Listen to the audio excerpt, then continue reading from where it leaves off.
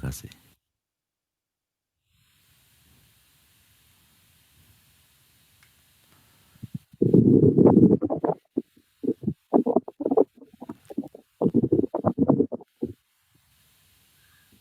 Atau mungkin kita sapa dulu beliau, Ustadz Abu Haidar. Assalamualaikum Ustadz. Waalaikumsalam warahmatullahi wabarakatuh.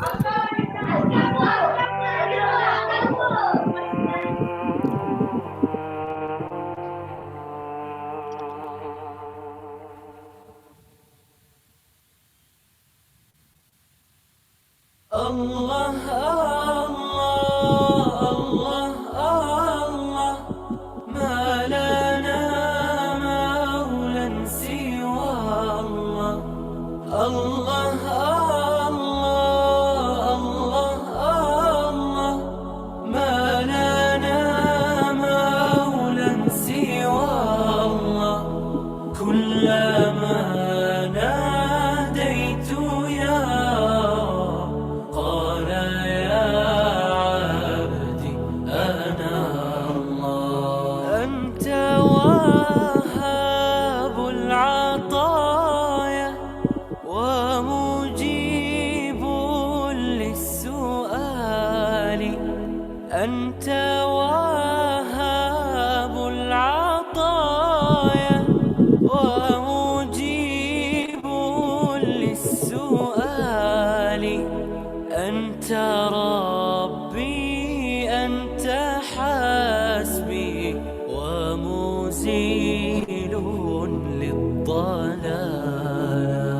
كلما ناديت يا رب قال يا عبدي أنا الله. وأنت شاف أنت كاف كل داء. Assalamualaikum warahmatullahi wabarakatuh. Waalaikumsalam warahmatullahi wabarakatuh. Alhamdulillahi hamdan yuafi ni'amahu wa yukafi mazidah. Ya Rabbana lakal hamdu kama yanbaghi li jalali wajhika wa 'azimi sultanik. Ya Rabbana lakal hamdu kama yanbaghi li jalali wajhika wa 'azimi sultanik. Ya Rabbana lakal hamdu kama yanbaghi li jalali wajhika wa 'azimi sultanik. Asyhadu an la ilaha illallah wahdahu la syarikalah wa asyhadu anna Muhammadan abduhu wa rasuluhu la nabiyya ba'da. Allahumma sholli ala Muhammad wa ala ali Muhammad kama shallaita ala Ibrahim wa ala ali Ibrahim wa barik ala Muhammad wa ala ali Muhammad kama barakta ala Ibrahim wa ala ali Ibrahim fil alamin innaka Hamidum Majid. Assalamu ala nabi wa rahmatullah wa barakatuh. Assalamu alayna wa ala ibadillah sholihin. Amma ba'd.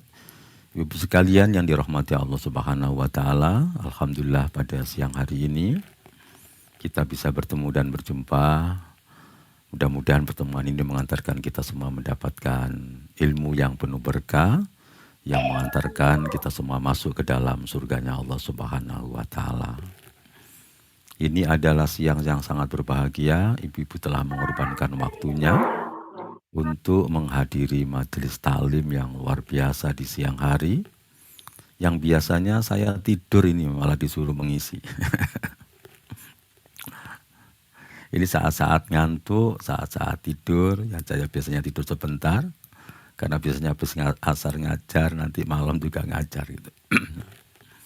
Tapi ini, ya saya mengorbankan tidur saya untuk bertemu dengan ibu-ibu. Mudah-mudahan pertemuan ini membawa barokah bagi kita semuanya. Nah ibu-ibu sekalian, jadi kita semua ini dalam hidup ya, itu selalu menghadapi problem, kapanpun itu. Selama kita masih hidup, pasti ada problem, pasti ada masalah yang kita hadapi. Siapapun kita. Kadang-kadang sebagian orang itu nanti kalau saya sudah pensiun gitu, nggak ada problem lagi, enggak juga gitu. Setelah pensiun pun juga ada problem yang berbeda. Jadi selama kita masih hidup itu selalu ada masalah, selalu ada problem. Nah, Tapi seorang muslim itu tidak perlu gampang galau, gampang stres gitu, gampang sumpek, sesak dadanya gitu. Mengapa? Karena kita ini diberi sebuah senjata yang luar biasa oleh Allah Subhanahu wa Ta'ala. Yaitu senjata yang pertama namanya sabar, yang kedua adalah namanya sholat. Jadi ini senjata muslim yang sangat luar biasa. Lalu pertanyaannya, apakah kita sudah merasakan bahwa sholat dan sabar itu menjadi sebuah senjata, dan itu yang akan menjadikan kita bisa keluar dari seluruh problem kehidupan kita dengan sabar dan sholat itu. Nah, kalau belum, berarti ada sesuatu yang salah itu ya. Mengapa? Karena Allah itu memerintahkan ya, kepada kita semua. Kata Allah apa? Wasta'inu bisobri wassalah. Minta tolonglah kalian semua, yang pertama adalah dengan sabar. Jadi yang didahulukan adalah sabar. Karena sholat itu pun tidak bisa terlaksana kalau ibu-ibu tidak sabar. Betapa banyak orang-orang itu yang sholatnya sangat cepat sekali gitu. Berarti dia sedang tidak sabar ketika mereka melaksanakan sholat. Jadi ini senjatanya, yang pertama adalah sabar. Yang kedua adalah sholat. Jadi wasta'inu bisobri wassalah. Jadi kata Allah, bisobri, minta tolonglah kalian dengan sabar. Berarti ketika kita sedang sholat itu disuruh minta tolong. Artinya apa? Berarti bahwa problem, masalah yang kita hadapi itu bawa di dalam sholat. Tapi tidak perlu dipikirkan ketika kita sedang sholat. Bawa aja, dibawa kemudian disampaikan kepada Allah Subhanahu wa Ta'ala. Biar nanti Allah yang menyelesaikannya. Jadi nanti kalau kita pikir-pikir sendiri, maka kita akan menjadi sumpek itu. Kita akan mudah stres ya. Jadi bawa semua urusan, semua problem kehidupan itu bawa di dalam sholat. Urusan anak, urusan keuangan, urusan rezeki, urusan suami gitu ya. Urusan tetangga, perusahaan, bisnis, ya apapun urusan itu kita bawa saja di dalam sholat. Nah, jadi perintahnya yang pertama adalah sabar, lalu yang kedua adalah sholat. Ya. Nah, wa innaha lakabiratun, tetapi sholat itu, karena ini ada dua hal yang perlu kita bahas ya. Jadi tetapi sholat itu adalah lakabirah. Kabirah sesuatu yang besar, sesuatu yang berat. Jadi sholat yang bisa menghasilkan sesuatu, sholat yang bisa menyelesaikan masalah, itulah kabirah. Urusan yang besar, urusan yang berat. Illa alal khasyiin, kata Allah, kecuali bagi orang-orang yang khusyuk. Nah, jadi kecuali orang-orang yang khusyuk, yang mereka khusyuk di dalam sholatnya itu, mereka yang tidak merasakan berat. Lalu siapa orang-orang yang khusyuk itu? Lalu Allah mengatakan, alladzina yadhunnuna annahum mulaqu rabbihim. Yaitu orang-orang yang yakin bahwa mereka itu sedang bertemu dengan Allah. Jadi kalau Bapak Ibu itu sedang sholat, kalau ibu sedang sholat, itu ya, itu artinya ibu-ibu sedang bertemu dengan Allah. Dan nanti setelah itu kita akan kembali kepada Allah ketika setelah kita mengalami kehidupan, kemudian mengalami kematian, kita akan bertemu dengan Allah. Jadi yang harus kita pahami sekarang bahwa ketika kita sedang sholat, itu kita sedang bertemu dengan Allah. Yang maha pengasih, yang maha penyayang, yang maha perkasa, yang bisa menyelesaikan semua urusan kita. Maka karena kita sedang bertemu Allah, maka sampaikan semua keluh kesah kita, sampaikan semua problem kita, bawa itu semua di dalam sholat. Nah, kemudian ayat yang kedua itu diulang ya, diulang oleh Allah Subhanahu wa Ta'ala. Kita dipanggil lagi oleh Allah. Ya ayyuhalladzina amanu, Hei orang-orang yang beriman, ista'inu, minta tolonglah kalian semua. Bisobri, dengan sabar. Wassolati, dan sholat.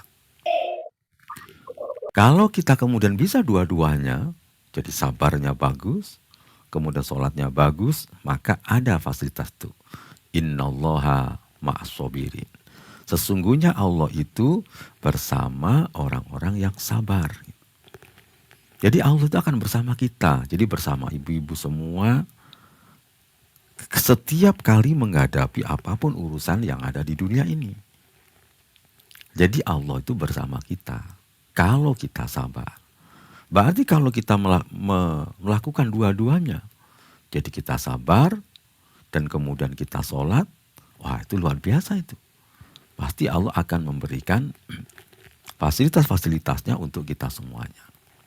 Maka ibu-ibu yang dirahmati Allah Subhanahu wa Ta'ala, nah, karena syaratnya sholatnya itu harus khusyuk, maka kita akan bicarakan pada siang hari ini bagaimana supaya sholat itu bisa menjadi solusi bagi seluruh problem kehidupan kita.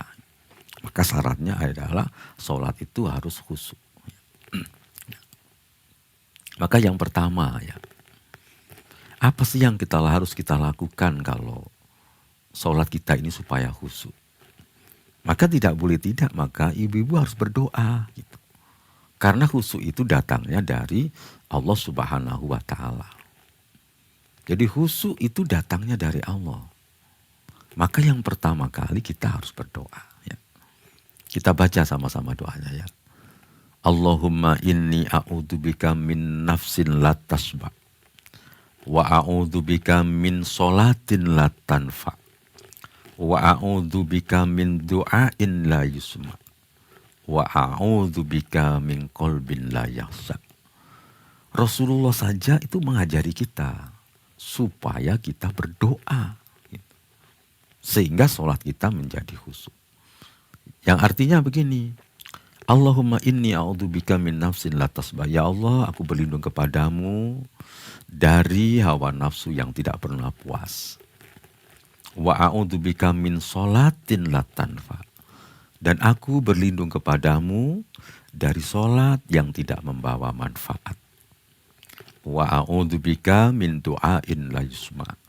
Aku berlindung kepadamu dari doa yang tidak didengar. Wa a'udzubika min qalbin la yahsa. Dan dari hati yang tidak khusyuk. Jadi kita berdoa kepada Allah Subhanahu wa Ta'ala supaya hati kita ini menjadi khusyuk. Karena khusyuk itu datangnya hanya dari Allah Subhanahu wa Ta'ala. Kalaupun kita nanti berupaya, ya kita berupaya semaksimal mungkin. Tetapi kalau Allah tidak mengizinkan, tidak bisa. Maka dari situlah yang pertama kali yang paling penting, supaya sholat itu menghasilkan sesuatu yang luar biasa, maka sholatnya harus khusyuk. Dan khusyuk itu kita minta kepada Allah Subhanahu wa Ta'ala. Jangan-jangan kita ini meremehkan ya, kita tidak pernah minta kepada Allah, jadi merasa hebat. Nabi Ibrahim aja berdoa kok gitu. Kita lihat ya yang kedua. Bagaimana doanya Nabi Ibrahim, dan insya Allah ibu sudah hafal semua. Di dalam surah Ibrahim 40-41. Bagaimana Nabi Ibrahim itu berdoa, Rabbi ja'alni muqimas sholati. Wahai Tuhanku, jadikan aku ini seorang yang mendirikan sholat dengan sempurna. Muqimus sholat. Muqimas sholati itu artinya adalah seseorang yang mendirikan sholat dengan sempurna.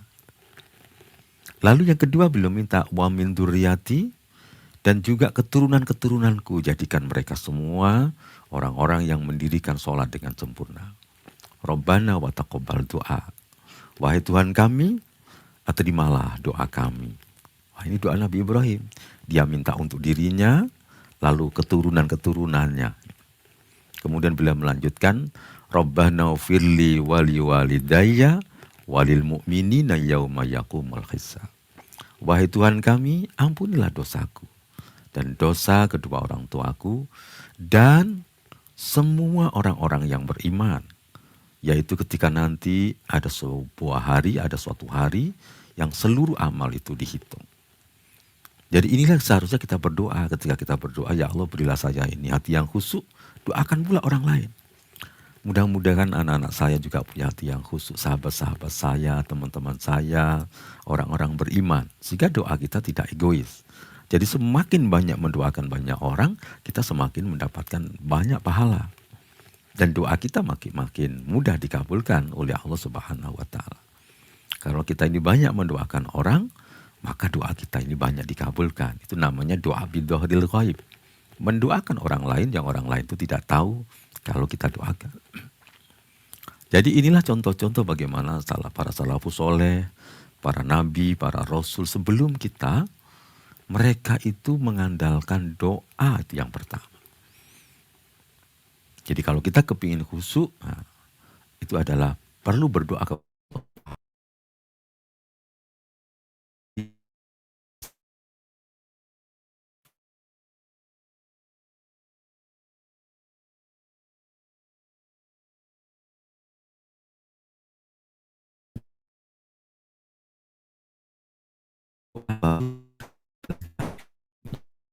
belajar ilmu.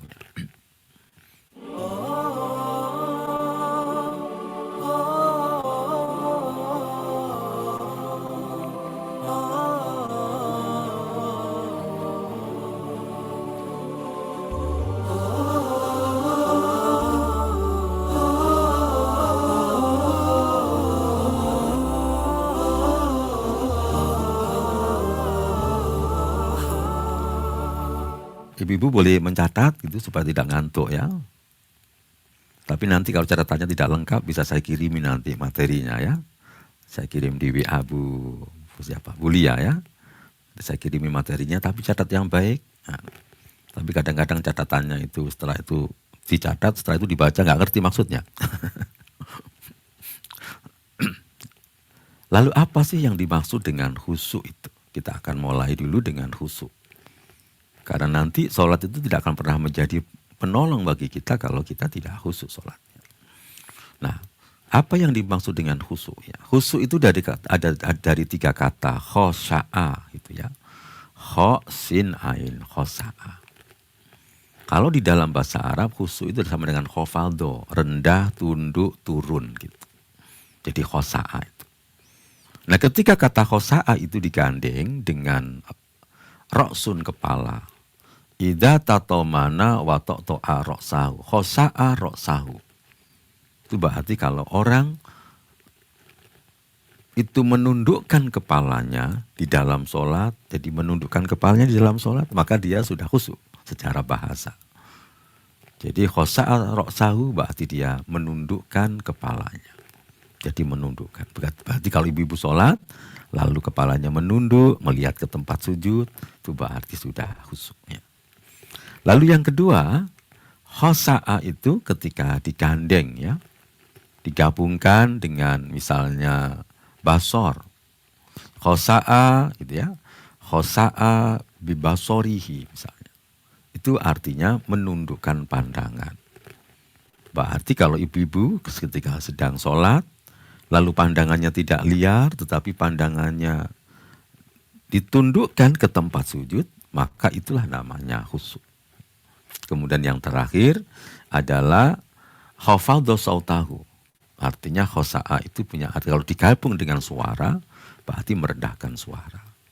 Jadi artinya khusyuk itu memang tunduk atau rendah. Yaitu orang yang dingkluk, menundukkan kepalanya, kemudian menundukkan pandangannya.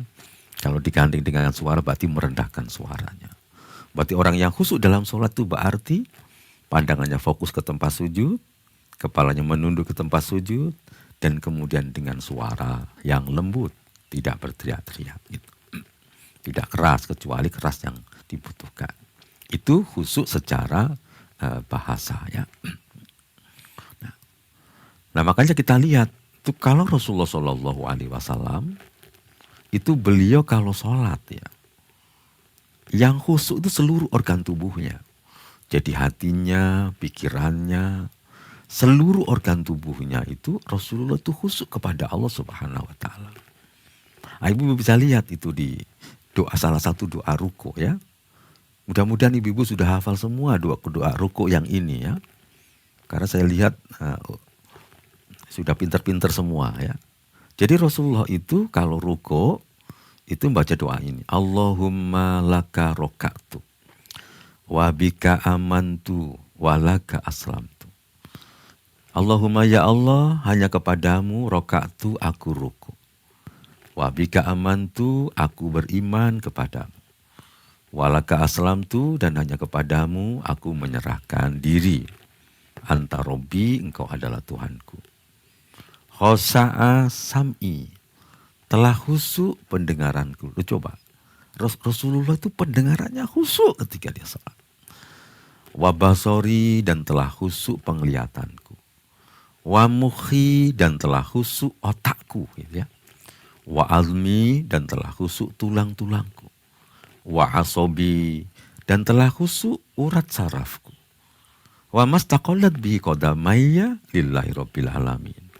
Dan seluruh tubuhku yang ditandu oleh kedua telapak kakiku, maka semua aku serahkan lillahi rabbil alamin, kepada Allah yang menguasai alam semesta. Coba kalau kita perhatikan ya, bagaimana doa ruku Rasulullah SAW itu luar biasa. Jadi kalau beliau sholat ya pasti tenang, dia tunduk, khusyuk, suaranya lembut gitu. Karena seluruh organ tubuhnya itu dikhusyukkan, ditundukkan kepada Allah Subhanahu wa Ta'ala. Makanya ibu-ibu perlu menghafal ini ya. Nanti saya kasih materinya dihafal ya. Jadi ini salah satu doa ruku. Jadi makanya kalau sholat itu cepat, tidak mungkin itu sholat khusyuk. Apalagi ibu-ibu jangan sekali-kali mengatakan, Ustaz, saya ini kalau sholatnya lama tambah ngelambiar. Ada orang kalau sholatnya lama malah ngelambiar katanya gitu. Kenapa ngelambiar gitu? Karena lamanya nganggur. Kalau lamanya baca doa ya insya Allah tidak. Karena kita ini sedang bertemu dengan Allah, butuh dengan Allah, lalu kita ngomong sama Allah. Kalau seperti itu insya Allah ya tidak ngelambiar ya. Makanya ini salah satu doa ruku yang akan bisa mengantarkan kita khusyuk, bisa kita hafal. Kemudian nanti kita coba supaya ruku kita agak lama, supaya tidak cepat ya. Jadi ini contoh ya. Jadi contoh doa ruku yang khusyuk yang pernah dilakukan oleh Rasulullah SAW. Nah, kemudian kita lanjut ya. Lalu apa sih definisi khusyuk itu? Ya para ulama dari pengertian secara bahasa tadi. Nah, apa yang dimaksud dengan khusyuk itu? Jadi ini agak pelan-pelan ya ibu-ibu ya. Ibu-ibu sambil minum-minum gitu enggak apa-apa ya, supaya tidak ngantuk. Karena ini siang-siang. Di sampingnya ada kue sambil ngemil-ngemil ya enggak apa-apa. Yang penting berat badannya tetap stabil. Nah, apa yang dimaksud dengan khusyuk? Huwa hudurul qalbi baina yadayillahi ta'ala mustahdiran likurbi. Yang dimaksud dengan khusyuk adalah hadirnya hati di hadapan Allah serta mendekat kepadanya. Jadi kalau kita sedang sholat itu hadirkan seluruh hati, pikiran dan perasaan kita hadirkan. Bahwa kita ini sedang menghadap Allah, dekat dengan Allah. Dan Allah itu sangat dekat sekali dengan kita. Min hablil warid. Lebih dekat dibandingkan urat leher kita. Gitu. Jadi kita ini sedang dekat kalau sholat itu. Maka kita jangan bergerak yang tidak ada gunanya. Kita perlu tenang gitu. Karena kita sedang dekat dengan Allah, hadir di hadapan Allah, menghadirkan hati, pikiran, perasaan, dan tubuh kita di hadapan Allah Subhanahu wa Ta'ala. Jadi hudurul qalbi yang paling penting tetapi adalah hudurul qalbi. Menghadirkan hati di hadapan Allah. Bahwa kita sedang dilihat oleh Allah hati kita, maka kita hadir di situ. Nah, kemudian dilanjutkan, masih belum selesai definisinya ya. Nah, fayaskunu lidzalika qalbuhu wa tatma'innu nafsuhu wa taskunu harakatuhu. Tenang hatinya, tenang hati ya, hatinya tenang, jiwa dan gerakan badannya. Jika orang yang khusyuk itu hatinya tenang, Kemudian gerakan badannya, sholatnya itu gerakannya teratur, lembut, kemudian tenang dan tidak tergesa-gesa. Jadi kalau sholat itu tergesa-gesa dan tidak tenang, ya itu dari definisi khusyuk sudah hilang itu. Itu belum definisi menyangkut hati, itu masih dari sisi gerakan badan. Jadi tenang hatinya, tenang jiwanya, dan sekaligus tenang gerakan badannya. Tidak bergerak kecuali yang dibutuhkan di dalam sholat. Kemudian lanjutnya, sedikit menoleh, santun dan menghadirkan semua perbuatan dan ucapan ya, dalam sholat untuknya, yaitu untuk Allah. Dari awal hingga akhir sholat. Nah, itu definisi khusyuk itu. Jadi tidak tola-tole, kemudian berakhlak, santun, karena sedang menghadap Allah. Serta menghadirkan gitu ya, semua perbuatan dan ucapannya itu dihadirkan untuk Allah. Jadi ucapan kita ini kita sampaikan untuk Allah, perbuatan kita, gerakan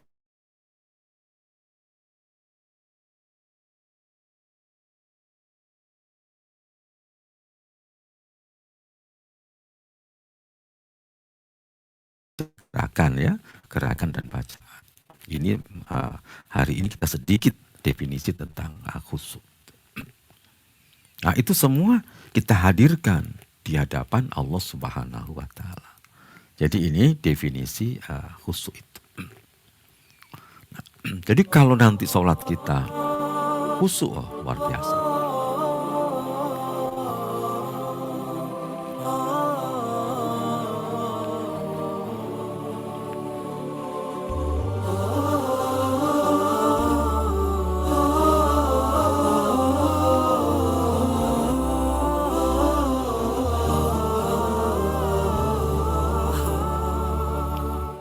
Lalu apa yang kita dapatkan kalau sholat kita itu khusyuk ya?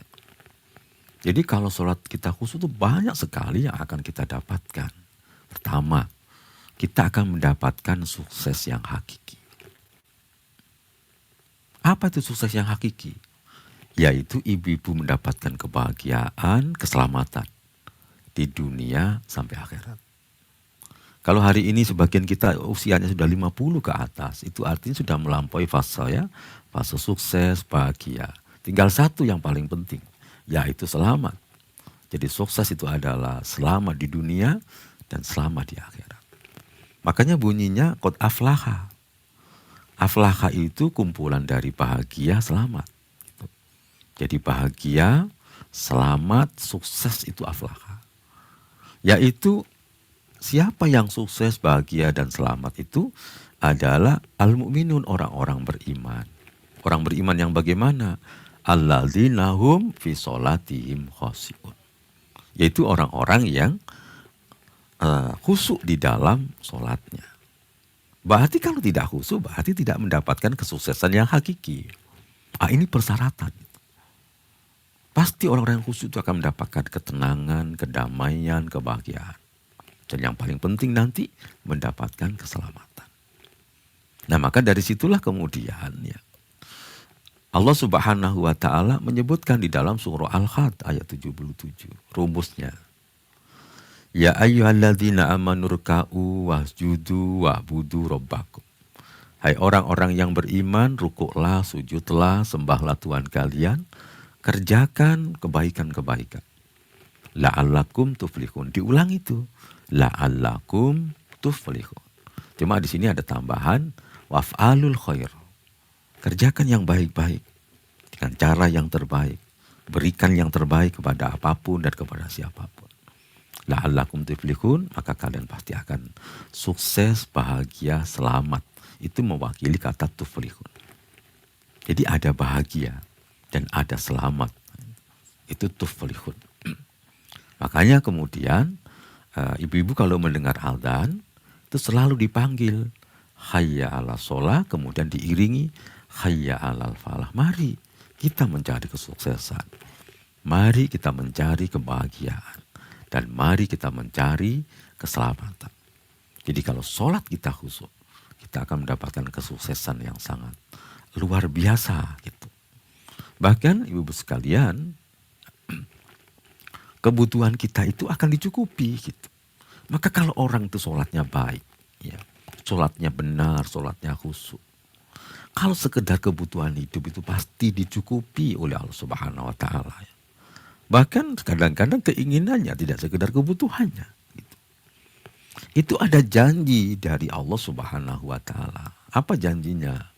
Wa'mur ahlaka bisolah. Perintahkan gitu, keluargamu itu dengan sholat. Supaya mereka semua melaksanakan sholat. Tapi Allah memberikan peringatan loh ya. Wastobir. Dan sabarlah. Tapi wastobir itu kenapa pakai bukan wasbir tapi wastobir.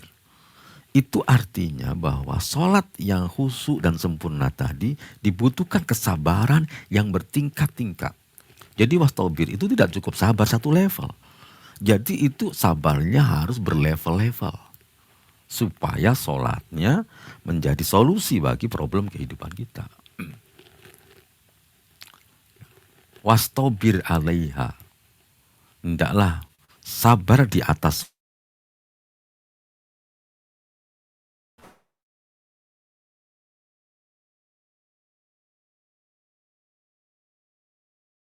khusyuk itu mesti lama. Dan nonton sepak bola, nonton televisi gitu. Itu perasaannya cepat. Tetapi kalau sholat itu meskipun tidak lama, perasaannya lama. Gitu. Maka dibutuhkan kesabaran. Lalu apa kata Allah? Dengan sholatmu yang tenang dan sabar itu lanas aluka rizkon. Saya tidak minta, kami tidak minta rezeki kepadamu. Gitu. Lalu Allah memberikan jaminan. Nahnu narzukuka. Kami akan memberikan rezeki kepadamu. Wal akibatu lalit taqwa. Dan akhir yang baik. Husnul khotimah. Kematian yang baik. Kebahagiaan. Keselamatan. Itu pasti diberikan oleh Allah kepada orang yang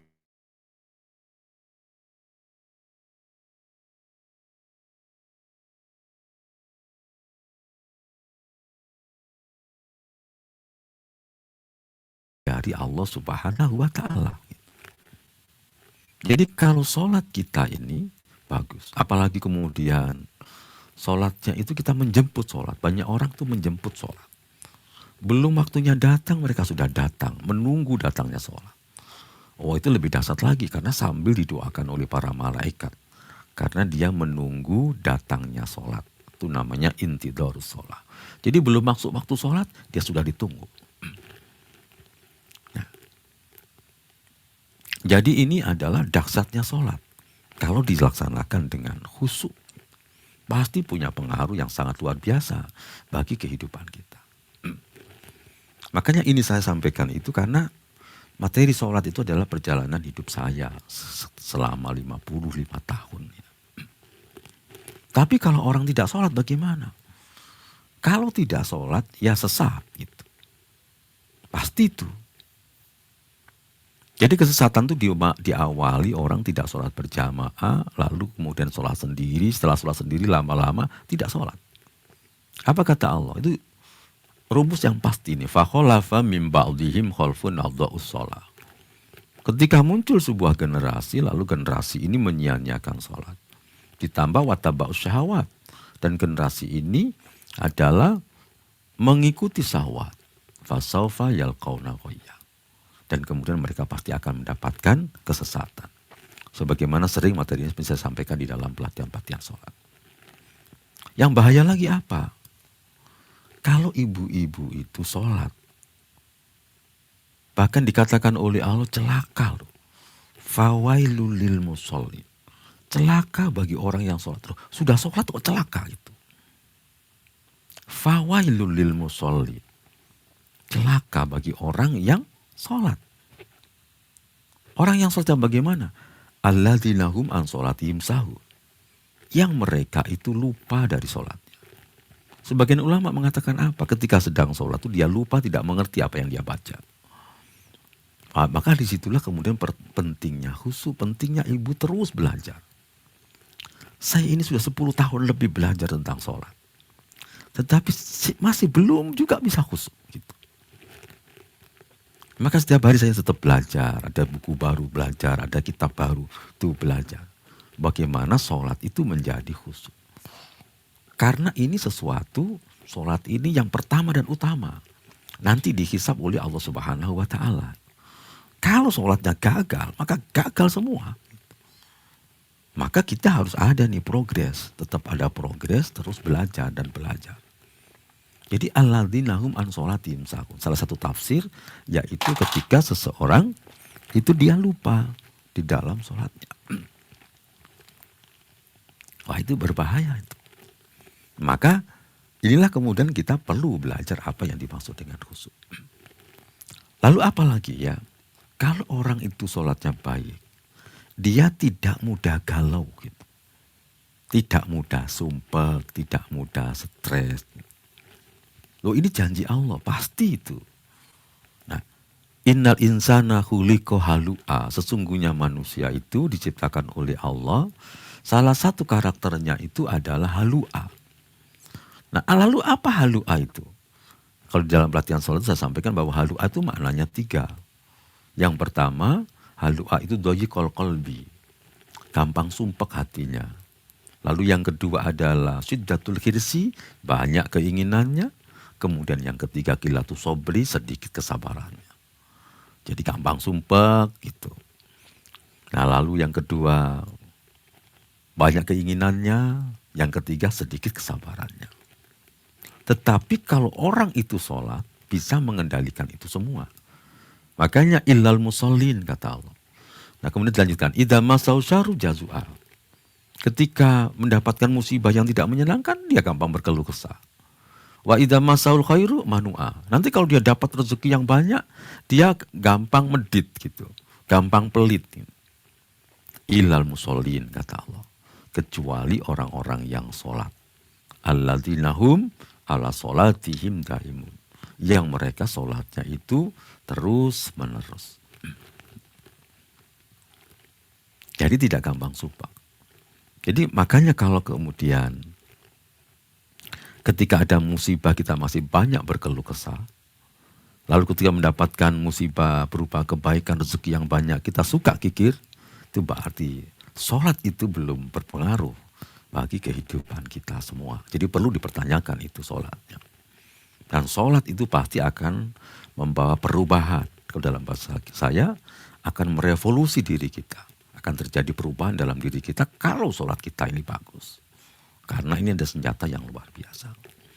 Nah, makanya Nabi Muhammad itu, kenapa Nabi Muhammad itu kalau sholatnya lama? Gitu. Karena Nabi Muhammad itu istirahat di dalam sholat. Gitu. Ya Bilal, aqimis sholat, arih nabiha. Wahai Bilal, dirikanlah sholat. Santaikan kami, istirahatkan kami di dalam sholat. Sehingga Rasulullah itu kalau sumpek beliau sholat. Karena beliau sholat itu merupakan istirahat. Makanya sholatnya tenang. Karena Rasulullah itu istirahat di dalam sholat. Lalu kenapa banyak orang itu tergesa-gesa dalam sholatnya? Kenapa? Karena mereka mau cepat-cepat istirahat dari sholat. Nah, itu bedanya. Akan cepat-cepat istirahat dari sholat. Jadi kalau Rasulullah istirahat dari sholat. Nah, kita mencoba begitu. Bagaimana kalau kita capek istirahatnya di dalam sholat. Kalau kita sumpek istirahatnya di dalam sholat. Kalau kita galau istirahatnya di dalam sholat. Karena sebagaimana kata Nabi apa? Waju'illa qurratu aini fis sholat. Dan dijadikan ketenangan, kesejukan mataku itu di dalam sholat. Nah, ibu perhatikan kata qurratu aini itu bisa diartikan maksudnya kesejukan mataku itu maksudnya adalah kebahagiaan, ketenangan, kedamaian. Mengapa? Karena qurrah itu artinya bardun dingin. Aini mataku. Nah, gitu. Artinya kalau orang itu bahagia, kalau ibu-ibu itu menangis bahagia, itu air matanya dingin. Kalau ibu-ibu itu menangis karena sumpah gitu, maka itu air matanya hangat. Gitu. Nanti kalau merembes ke bibirnya menjadi asin. Kalau tidak percaya dicoba nanti ya. Kalau kita sedang menangis, nah dicoba itu air matanya digini kan ya. Nah, kalau dingin itu berarti tangis bahagia. Kalau kemudian nangis lalu ini anget, oh itu berarti tangisan sumpek. Itu bedanya. Makanya Nabi itu mendapatkan ketenangan, kebahagiaan di dalam sholat. Sehingga karena Nabi mendapatkan ketenangan dan kebahagiaan, maka beliau sebagaimana kata sahabat Hudzaifah, idza hazabahu amrun sholat. Ketika ada masalah, Nabi itu sholat. Ketika ada problem, Nabi itu sholat. Jadi ada urusan yang penting, Nabi itu sholat. Maka kita jadikan sholat itu sebagai sarana solusi dari problem kehidupan kita. Ada masalah apapun, ambil air wudhu, sholat. Ada problem apapun, ambil air wudhu, sholat. Itu harus menjadi senjata kita. Ini senjata yang luar biasa. Saya sudah merasakan yang sangat-sangat luar biasa sholat itu. Lalu apa keuntungan yang ketiga ya? Nah, keuntungan yang ketiga, ibu-ibu akan diampuni dosanya.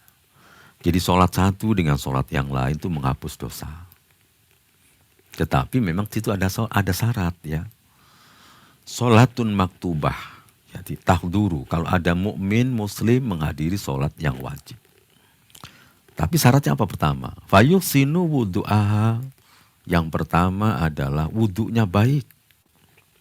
Wa khusu'aha, kemudian khusu'. Wa ruku'aha, rukuknya sempurna. Nah kalau wudu'nya baik, rukuknya sempurna, kemudian sholatnya khusu', maka semua dosanya diampuni oleh Allah Subhanahu wa ta'ala. Dan rata-rata syaratnya pertama wudu'nya harus bagus, kemudian yang kedua itu khusu' sholatnya. Nah, kemudian yang terakhir, keuntungannya apa? Ibu-ibu itu wajib masuk surga itu. Jadi kalau sholat kita bagus, itu wajib masuk surga. Allah mewajibkan itu. Ma min muslimin yatawadda fayuhsinu wudu'ahu. Kalau ada seorang muslim yang berwudu dengan wudu yang baik, summa yakumu fayusalli raka'atain. Kemudian dia berdiri, mendirikan sholat dengan sempurna. Mukbilun alaihi ma biqalbi wa wajhi. Tapi dia kemudian menghadap Allah dengan hati dan wajahnya. Jadi wajahnya menunduk ke tempat sujud, kemudian hatinya mendekat ya, menghadap Allah khusyuk. Illa wajabat lahul jannah, maka wajib dia masuk surga. Nah, makanya sekarang ibu-ibu sekalian, kita akan mengukur gitu. Supaya kita nanti tahu sholat kita ini diterima apa enggak ya. Maka kita perlu ada penilaian. Ada dua penilaian. Nanti ada penilaian kualitatif, ada penilaian kuantitatif. Supaya ibu-ibu tahu. Jangan-jangan nanti sekian lama sholatnya tidak diterima. Maka kita perlu standar. Standar kualitatif dan standar kuantitatif. Kalau standar kualitatif itu nanti adalah khusyuk tadi. Jadi nanti kita akan pakai standarnya ya, supaya kita tahu, karena ini adalah amal yang pertama kali dihisab. Jadi jangan sampai nanti kita meninggal lalu tiba-tiba sholatnya tidak diterima oleh Allah Subhanahu wa ta'ala. Na'udzubillah min dzalik.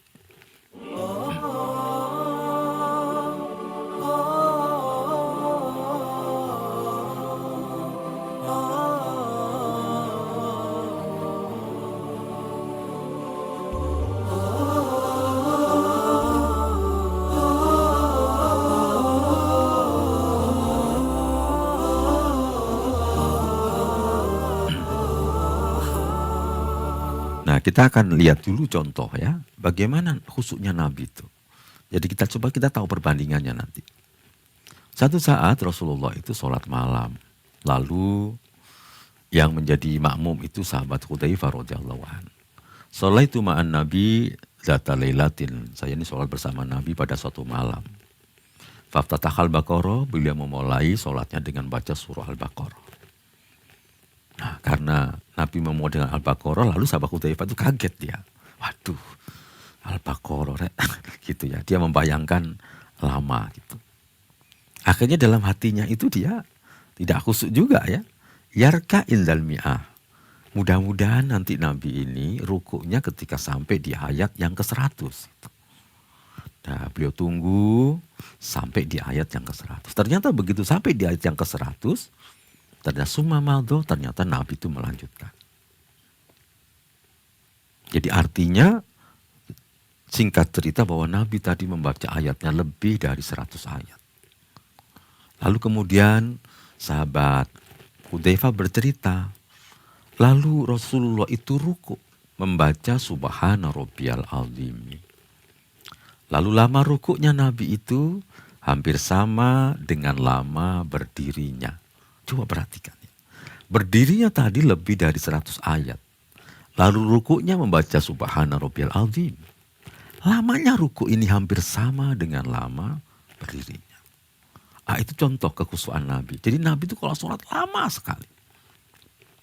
Kenapa? Tadi karena Nabi itu sedang istirahat di dalam sholat. Sedang senang, sedang bahagia, sedang mendapatkan kenikmatan dan kedamaian. Karena Nabi sedang bertemu dengan Allah. Yang Maha Pengasih, yang Maha Penyayang, yang Maha Dermawan, yang Maha Berkuasa atas segala sesuatu, yang memberikan rezeki, gitu, yang memberikan fasilitas hidup kita. Jadi Nabi itu senang sekali kalau bertemu dengan Allah Subhanahu wa Ta'ala. Ya. Nah, maka dari sinilah kemudian hati-hati gitu. Jangan sampai ibu-ibu itu menjadi pencuri sholat. Ini kita pakai standar kuantitatif ya penilaiannya. Lalu bagaimana kita cara menilai kita? Nah, sholat kita diterima kalau ibu-ibu sholatnya tidak menjadi pencuri sholat. Lalu siapa pencuri sholat itu? Kata Nabi, aswa'un nas sarikoh. Seburuk-buruk manusia yang mencuri alladzi yasriku sholatahu. Yaitu orang yang mencuri sholatnya. Siapa orang yang mencuri sholat itu? La yutimmu ruku'aha wa la sujudaha. Itu orang yang tidak menyempurnakan ruku dan tidak menyempurnakan sujud. Maka disinilah ibu-ibu harus hati-hati.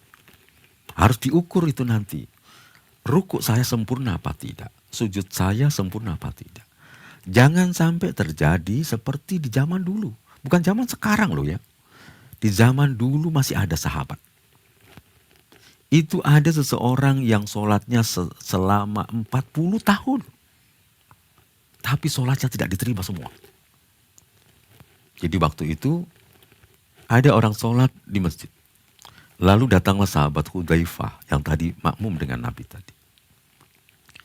Lalu dia lihat orang sholat. Selesai sholat kemudian ditanya. Mundu kam hadhi sholat. Sudah berapa lama ya kamu sholat seperti ini? Apa jawaban laki-laki itu? Mundu arba'ina sana. Saya sholat seperti ini sudah 40 tahun yang lalu. Gitu. Coba, apa kata sahabat Hudzaifah? Ma sholaita mundu arba'ina sana. Kamu belum sholat sejak 40 tahun yang lalu. Na'udzubillah min dzalik. Coba, dia tidak tahu gitu. Kalau sholatnya itu menjadi pencuri sholat. Selama 40 tahun. Jangan-jangan kita tidak merasa itu. Selama 40 tahun, 30 tahun, 15 tahun, atau 60 tahun. Lalu yang mengerikan apa? Kata sahabat Hudzaifah, walau mutta wa hadhi sholatuka. Kalau kamu mati dan sholatmu seperti ini, la mutta ala ghairil fitrah. Kamu meninggal tidak berada di atas agama fitrah, tidak berada di atas agama Islam, tidak di atas agama Nabi Muhammad. Jadi meninggalnya tidak husnul khotimah. Nah, yang lebih heran lagi, itu sahabat Abu Hurairah meriwayatkan. Bahkan ada orang yang 60 tahun sholat, tapi sholatnya tidak diterima. Kenapa? Innar rajul la yusolli sittina sana, matukbalu lahu sholat. Ada seorang yang sholatnya 60 tahun, sholatnya tidak diterima. Apa alasannya? La'allahu yutimmu ruku' wa la yutimmu sujud. Barangkali dia menyempurnakan rukuknya dan tidak menyempurnakan sujudnya. Wa yutimmu sujud wa la yutimmu ruku'. Dia menyempurnakan sujud dan tidak menyempurnakan rukuknya. Nah maka dari situlah ibu-ibu perlu tahu cara menilainya. Apakah rukuk saya ini sempurna atau tidak? Ada dua penilaian tadi ya, kuantitatif dan kualitatif. Berarti sekarang pakai kuantitatif. Ya. Jadi supaya sempurna bagaimana? Gitu. Nah, ini standarnya, Nabi memberikan standar. Jadi supaya ruku ibu-ibu sempurna, membaca tasbihnya 3 kali paling sedikit. Jadi 3 kali itu paling sedikit. Jadi kalau ibu-ibu ruku, bacalah Subhana rabbiyal azim wa bihamdi. Subhana rabbiyal azim wa bihamdi. Subhana rabbiyal azim wa bihamdi. Jadi kalau 3 kali itu berarti baru ruku minimal sempurna. Jadi berarti standar kuantitatifnya ruku itu sempurna paling sedikit membaca Subhana rabbiyal azim atau Subhana rabbiyal azimi wa bihamdihi 3 kali.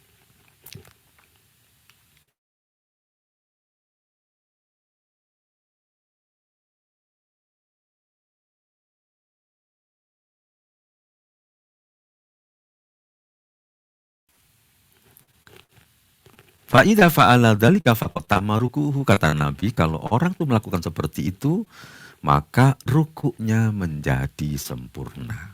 Tetapi itu sempurna minimal, bukan sempurna maksimal. Jadi fa'idha fa'ala ya dzalika faqad tamma sujuduhu wa dzalika tanahu. Begitu juga ketika sujud, ketika ibu membaca subhana rabbiyal a'la wa bihamdihi atau subhana rabbiyal a'la 3 kali, maka itu paling sedikit sempurnanya ruku. Nabi mengatakan wa dzalika adnahu. Itu adalah paling sedikit. Nah sekarang berarti kalau dikurangi dari 3 kali, maka ibu-ibu itu menjadi pencuri sholat. Ibnu Hajar di dalam kitabnya Fathul Bari, beliau mengatakan, Subhana rabbiyal azim salasan fir ruku' wa dzalika adnahu. Membaca Subhana rabbiyal azim di dalam ruku' 3 kali itu adalah paling sedikit. Qala fa dhahaba qaumun ila anna hadza miqdaru ruku' wa sujud. Ini adalah standar ukuran ruku' dan sujud. La yuji'u adna minhu. Maka tidak cukup, artinya kurang. Berarti tidak sempurna rukuknya kalau kurang dari 3 kali. Jadi ini yang harus diperhatikan. Jadi jangan sampai ibu-ibu kurang dari 3 kali. Karena Nabi sudah menentukan angkanya. Gitu. Jadi jangan dikurangi. Kalau kurang berarti ibu-ibu menjadi pencuri sholat dan sholatnya tidak diterima. Makanya Imam Tirmidzi lalu mengatakan begini. Yajibu alla yangkusar rojul. Nah ibu-ibu bisa lihat ya. Mudah-mudahan kelihatan ya. Maka wajib tidak boleh seseorang itu mengurangi firruku wa sujud min salasi tasbihat dari 3 kali. Jadi seseorang itu tidak boleh mengurangi dari 3 kali dalam ruku dan sujudnya. Nah, karena tidak boleh mengurangi maka Ibnu Mubarak mengatakan begini. Yustahabbu lil imam ayyusabbiha khamsa tasbihat. Maka disunahkan, disenangi kalau imam itu bacanya 5 kali. Jadi nanti kalau ibu-ibu jadi imam, bacalah 5 kali. Kenapa? Lika yudrika man khalfahu salasa tasbihat. Supaya makmumnya, orang yang di belakang imam itu bisa membaca 3 kali. Dan nanti kalau orang di belakangnya, makmumnya, ibu-ibu menjadi imam, imamnya cepat gitu, lalu makmumnya tidak bisa baca 3 kali, maka ibu menanggung dosa semua makmum tadi. Karena mereka menjadi pencuri sholat, mereka tidak nutut waktunya untuk baca 3 kali, maka yang berdosa adalah imam. Gitu. Makanya para ulama dulu membuat pedoman. Kalau jadi imam baca 5 kali, supaya makmumnya bisa baca 3 kali. Jadi inilah standar kualitatif ya, standar kuantitatif. Nah kecuali kalau ibu-ibu itu rukuknya baca yang di pertama kali tadi. Allahumma laka roka'tu wa bika amantu wa laka aslamtu. Nah kalau baca itu boleh sekali. Jadi boleh sekali kalau baca selain Subhana rabbiyal azim atau Subhana rabbiyal azim wa bihamdi. Jadi rukuk dan sujud itu paling sedikit 3 kali, kalau kurang 3 kali itu menjadi pencuri sholat. Itu standar kuantitatif gitu ya. Nah kemudian yang kedua ya, sekarang standar kualitatif Pak, ini yang agak berat gitu. Nah, kapan sih ibu-ibu dikatakan sholatnya itu khusyuk? Ini standarnya ya. Qira'atuha wa talaffuz biha ma'astikhdari ma'aniha wa hadhi darajatu adna majuzi'u minal khusyuk al-kamil. Jadi khusyuk yang paling rendah adalah membaca bacaan sholat dengan memahami artinya. Adalah derajat yang paling rendah. Maka berarti sekarang minimal itu ibu-ibu semua harus baca. Artinya bacaan sholat itu mengerti artinya semua. Jadi semua yang kita baca di dalam sholat itu usahakan semua mengerti artinya. Karena itu standar minimal khusyuk itu. Yaitu ketika kita sholat, ngerti apa yang kita baca itu arti dan maknanya, maksudnya. Maka itu standar minimal kita di dalam sholat. Ini standar kualitatif. Gitu. Maka inilah pentingnya kemudian kita terus belajar gitu. Terus belajar, saya pribadi terus belajar. Sholat ini pun meskipun sudah TK kita sudah sholat. Tapi terus belajar bagaimana menyempurnakan sehingga nanti kita bertemu dengan Allah Subhanahu wa taala, sholatnya kita dalam keadaan sempurna. Lalu bagaimana ketika sholat kita itu ada yang khusyuk, ada yang tidak gitu. Kata Ibnu Abbas apa? Sholatmu adalah sholat yang engkau pahami artinya. Berarti yang diterima itu adalah yang dipahami artinya itu. Yang nggak paham itu kan berarti itu gugur gitu. Makanya Nabi mengatakan sebagai kesimpulan dan sekaligus sebagai penutup gitu ya. Ketika ibu-ibu itu sholat gitu ya, maka yang diterima berapa? Kata Nabi, ada orang yang sholat itu yang diterima usruha, 1/10-nya. Tus'uha, ada yang 1/9-nya. Sumunuha, ada yang 1/8-nya. Subuha ada 1/7 dan seterusnya ya gitu. Jadi tergantung kualitasnya. Makin banyak bacaan yang kita mengerti artinya berarti makin banyak yang diterima. Makin banyak yang tidak mengerti itu berarti makin sedikit yang diterima. Gitu. Nah, saya kira cukup. Mudah-mudahan ini bermanfaat bagi ibu-ibu semuanya. Dan mari kita coba sholat kita dengan tenang dan pelan. Maka insya Allah sholat kita akan menjadi solusi dari seluruh problem kehidupan kita semua. Maka kita mulai, setiap kali ada masalah, ambil wudhu, kemudian sholatlah. Karena sholat itu adalah the best solution. Wallahu a'lam bishawab. Assalamualaikum warahmatullahi wabarakatuh.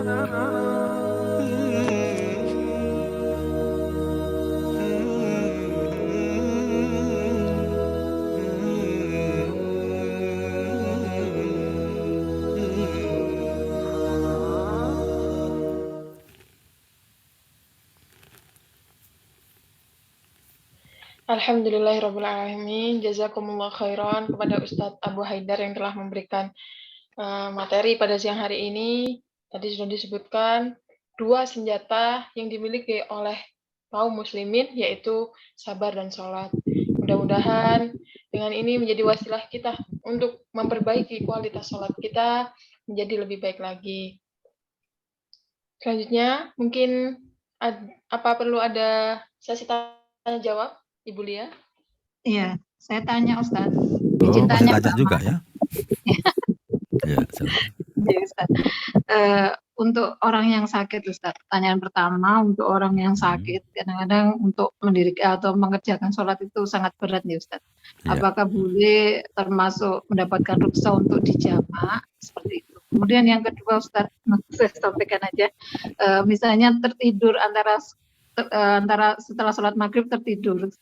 Dan lupa, kata Ustadz. Setelah sholat isya ya tertidur, terbangun, kemudian apakah sudah sholat atau belum itu lupa, kata Ustadz. Itu bagaimana? Apakah kita umpamanya sudah sholat tetap menganggap itu belum sholat atau bagaimana? Kemudian yang ketiga, Ustadz, yang ketiga ini tadi dijelaskan bahwa sholat itu menjadi tolak ukur ya Ustadz ya, untuk hisab amal itu apakah amal itu akan diterima atau tidak. Lalu bagaimana yang saya tanyakan, bagaimana jika sholat itu tidak diterima oleh Allah, ya kita berlindung kepada Allah, itu apa yang diperoleh oleh orang-orang yang sholatnya tidak diterima oleh Allah? Itu Ustaz, Ya, atau nuwun. ya. Saya balik pertanyaannya. Jadi yang pertama kali dihisab adalah sholat. Nah, maka kemudian lalu Allah bertanya kepada para malaikat itu. Ketika sholatnya tidak sempurna, ada yang bolong-bolong gitu ya. Dulu ada yang waktu beling dia tidak sholat. Lalu Allah memanggil para malaikat, kamu lihat apakah ada sholat-sholat sunnah yang mereka lakukan. Maka kemudian ketika ada, maka sholat sunnah itu menjadi penutup bagi sholat yang wajib tadi. Nah, tapi kalau orang tidak punya bekal sama sekali sholat, maka otomatis amal yang lain tidak diterima. Ya. Jadi kalau bekal sholatnya tidak ada sama sekali, maka yang lain ya tidak bisa. Maka kemudian sekarang sholat ya wajib, kemudian yang kedua perbanyak sholat sunnah. Supaya nanti sholat-sholat sunnah kita ini bisa menutupi sholat-sholat yang dulu kita ada bolong-bolong. Begitu ya Bu ya. Nah kemudian yang kedua, nah bagaimana kalau kita ini ketiduran, habis maghrib ketiduran atau habis isya, lalu lupa ya, sudah sholat apa belum. Maka itu harus di dalam hati kita itu yakinnya mana. Jadi kecenderungan keyakinannya yang mana. Kalau yang paling yakin sudah sholat ya sudah. Kalau yang paling yakin belum sholat ya sholat saja. Kalau ragu-ragu lebih bagus ibu sholat saja karena tidak ada ruginya. Sholat 2 kali itu boleh. Sholat 2 kali itu semakin banyak pahalanya gitu. Ada pahala tambahan. Jadi bahkan berjamaah pun boleh 2 kali. Jadi misalnya ya, saya sholat jamaah di masjid saya. Lalu datang ke Al-Ghifari, ternyata di Al-Ghifari belum sholat subuh dia. Saya datang ke situ, wah ada sholat subuh masih baru qomat. Saya sholat lagi di tempat itu, maka itu diperbolehkan. Kata Nabi, kita mendapatkan pahala tambahan gitu. Jadi waktu itu Nabi sedang sholat di Masjid Khaif namanya di Mina. Lalu ada 2 orang yang duduk tidak ikut sholat berjamaah bersama Nabi. Lalu selesai sholat, sama Nabi ditanya, sahabat-sahabat suruh manggil, kamu panggil 2 orang itu. Lalu mereka mendekat ke Nabi. Nabi mengatakan, mana aku ma'antu sholiyana ma'ana. Apa yang menyebabkan kalian berdua tidak mau sholat bersama kami? Gitu. Lalu orang tadi mengatakan, kami sudah sholat di perkemahan kami. Karena waktu itu suasana haji ya. Lalu apa kata Nabi? Kalau ada sholat jamaah, meskipun kamu sudah sholat, sholatlah. Dan kamu mendapatkan nafilah, pahala tambahan. Nah, begitu ya. Nah, kemudian yang ketiga, bagaimana dengan orang yang sakit? Jadi sakit itu boleh dijamak karena ada masyakoh. Jadi jamak itu yang penting rumusnya ada masyakoh, ada kesulitan. Karena hujan boleh dijamak. Karena mati jalan boleh dijamak. Pokoknya ada masyakoh, apalagi sakit. Ya. Sehingga wudhunya supaya sekali wudhu untuk sholat zuhur sama asar dijamak di awal, namanya jamak takdim. Jadi itu diperkenankan Bu, hujan aja boleh kok. Ya, boleh aja hujan dijamak. Jadi misalnya hujan yang sangat deras, saya biasa ke masjid, tiba-tiba maghrib itu hujan sangat deras. Sehingga nanti isya itu kembalinya orang-orang ini ke masjid repot. Sehingga maghrib tadi itu dijamak dengan sholat isya. Itu diperbolehkan oleh Rasulullah SAW sebagai keringanan. Sehingga kalau sakit jangan sampai tidak sholat. Karena dijamak aja boleh. Begitu ya, Bulia. Wallahu a'lam bishawab. Itu ada pertanyaan rupanya. Silakan dibacakan. Ada beberapa pertanyaan lagi, Ustadz. Yang pertama dari Ibu Arum. Lalu bagaimana dengan sholat tarawih yang cepat-cepat, Ustadz? Seperti yang pernah saya lihat di TV, tarawih 23 rakaat hanya dalam beberapa menit saja. Kemudian pertanyaan yang kedua, mohon maaf, apa hukumnya wanita yang melakukan sholat 5 waktu di masjid? Soalnya di saat saya mengajak teman buat ke masjid, beliau selalu bilang kalau wanita itu wasilah sholatnya di rumah. Karena saya ingin khusyuk, maka saya suka bila sholatnya di masjid. Ya. Ustaz. Jadi yang pertama, bagaimana sholatnya yang cepat? Jawabannya seperti Betul, tadi, sholat yang cepat berarti kalau sendiri namanya pencuri sholat. Kalau berjamaah itu namanya merampok sholat. Karena bersama-sama gitu. Nah maka jangan sholat di masjid yang cepat. Karena nanti kita akan bertanggung jawab itu di hadapan Allah. Saya saja kalau dalam perjalanan ya, kadang-kadang dalam perjalanan kita langsung masuk masjid gitu. Cepat sekali sholatnya. Tapi saya menyelesaikan sholat wajib saya dengan imam. Setelah itu biasanya saya ulang, saya sholat sendiri gitu. Atau sholat bersama sesama musafir. Gitu. Supaya sholat saya sempurna. Karena saya sudah punya standar tadi. Nabi sudah memberikan standar. Oh ini secara kualitatif diterima, secara kuantitatif diterima apa tidak gitu. Nah maka Ibu Arum pastikan. Nanti kalau Ramadan ini cari masjid yang tenang dan pelan. Gitu. Dan tidak perlu kemudian kagum dengan itu banyak yang melakukan cepat gitu. Ya biarlah cepat itu mereka bertanggung jawab di hadapan Allah. Tetapi kita sudah punya ilmu bahwa kalau kurang dari 3 kali ulama-ulama kita mengatakan itu menjadi pencuri sholat. Nah, gitu. Maka kita tinggalkan cari yang tenang ya. Kemudian yang kedua, bagaimana sholat itu ya? Di zaman Rasulullah Shallallahu Alaihi Wasallam ya, Rasulullah tidak melarang. Jadi ada sebagian para wanita yang senang sholatnya di masjid, Rasulullah tidak melarang. Para sahabat juga tidak melarang. Sebagian mereka senang di rumah juga tidak apa-apa, itu pilihan. Meskipun memang ada sebagian pendapat mengatakan ya sholat wanita itu afdol di rumah. Tetapi sebagian orang malah lebih senang, rasanya lebih khusyuk kalau di masjid, nah gitu. Nah, ya tidak apa-apa. Jadi tidak apa-apa. Bagi mereka yang tidak mau, sukanya di rumah, ya tidak apa-apa di rumah. Yang sukanya di masjid, ya juga tidak apa-apa. Nabi juga tidak melarang. Begitu ya. Bu, kalau ibu senang lebih khusyuk di masjid, tidak apa-apa. Yang penting menjaga akhlak, jadi berangkatnya sudah harus menutup aurat, dan begitu ya. Jadi kemudian pulangnya juga begitu.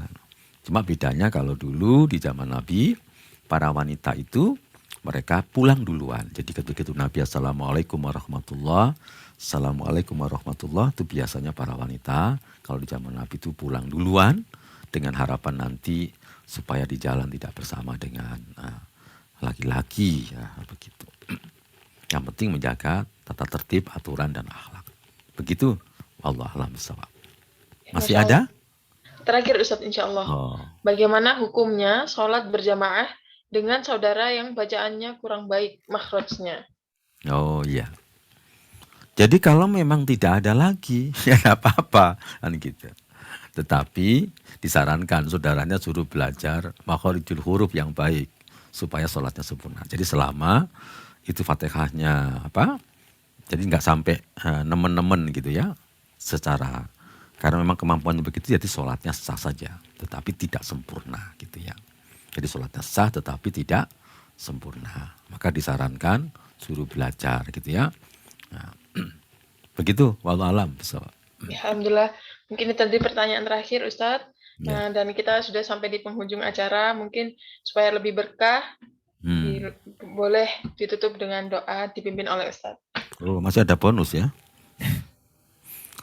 Ibu-ibu sekalian, mari kita akhiri pertemuan dengan berdoa kepada Allah. Mudah-mudahan Allah Subhanahu wa taala mengabulkan doa kita semua. Bismillahirrahmanirrahim. Alhamdulillahirabbil alamin. Allahumma shalli ala Muhammad wa ala ali Muhammad kama shallaita ala Ibrahim wa ala ali Ibrahim. Wa barik ala Muhammad wa ala ali Muhammad kama barakta ala Ibrahim wa ala ali Ibrahim fil alamin innaka Hamidum Majid. Rabbana dzalamna anfusana wa illam taghfir lana wa tarhamna lanakunanna minal khasirin. Rabbana hab lana min azwajina wa dzurriyyatina qurrata a'yun waj'alna lil muttaqina imama. Rabbana atina fid dunya hasanah wa fil akhirati hasanah wa qina adzabannar. Allahumma inna nas'aluka husnal khatimah wa na'udzubika min su'il khatimah. Allahumma inna nas'aluka husnal khatimah wa na'udzubika min su'il khatimah. Rabbana yassir lana umurana wa hassil maqasidana. Allahumma kfina bihalalika an haramika wa ahnina bifadlika amman siwak. Allahumma salli ala Muhammad wa ala ali Muhammad kama sallaita ala Ibrahim wa ala ali Ibrahim wa barik ala Muhammad wa ala ali Muhammad kama barakta ala Ibrahim wa ala ali Ibrahim fil alamin innaka Hamidum Majid. Alhamdulillahirabbil alamin. Alhamdulillahirrahmanirrahim. Demikian tadi acara majelis kita pada siang hari ini. Mudah-mudahan diridhoi oleh Allah Subhanahu wa taala, dan tak lupa sekali lagi kami ucapkan jazakumullah khairan kepada Ustadz Abu Haidar